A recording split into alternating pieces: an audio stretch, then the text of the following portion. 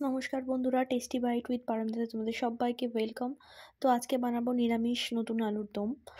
তো এখানে আমি ছোট ছোট আলু নিয়ে নিয়েছি, যাকে বলে গুটি আলু। তো এগুলো আমি নিয়ে নিয়েছি। এগুলোর মধ্যে একটু হলুদ মাখিয়ে এগুলোকে ভালো করে ভেজে নেব। ভেজে নেওয়া হয়ে গেছে। ভেজে নেওয়া দেখতে পাচ্ছ কেমন লাল লাল করে ভেজেছি। তারপর এখানে আধখানা টমেটো নেব, কিছুটা আদা আর কিছুটা লঙ্কা আর কিছুটা সাদা জিরা ভালো করে মিক্সারে দিয়ে পেস্ট করে নিয়েছি। পেস্ট করে নেওয়ার পর এর মধ্যে একটু হলুদ দিয়ে দেবো, পরিমাণ মতো একটু হলুদ, একটু স্বাদ মতো লবণ, আর এর মধ্যে একটু দিয়ে দেবো শুকনো লঙ্কা গুঁড়ো, যাতে একটু রঙটা ভালো আসে। এটা ভালো করে মিক্সড করে নিচ্ছি। কড়াইয়ে একটু টু টেবিল স্পুন মতো তেল দিয়ে দিয়েছি। এর মধ্যে সাদা জিরা ফোড়ন দিয়ে দেবো। ফোড়ন দিয়ে একটু নাড়াচাড়া করে নেব।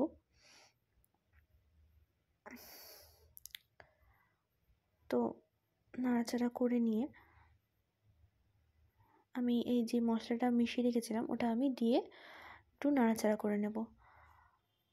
এর সাথে সাথে আমি আলুটা দিয়ে দেবো, যাতে মশলা কষার সাথে সাথে আলুটার মধ্যেও মশলাটা ঢুকে আর আলুটাও একটু সিদ্ধ হয়ে আসে।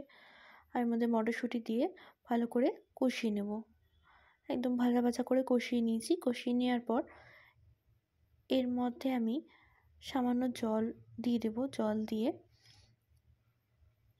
নাড়াচাড়া করে আমি 10 মিনিট মতো ঢাকা দিয়ে ফুটতে দিয়েছিলাম। তো ভালো মতো ফুটে গেছে। একটু নাড়াচাড়া করে নিচ্ছি। নাড়াচাড়া করে নেব, দিয়ে আলুটাও দেখে নিলাম ভালো সিদ্ধ হয়ে গেছে।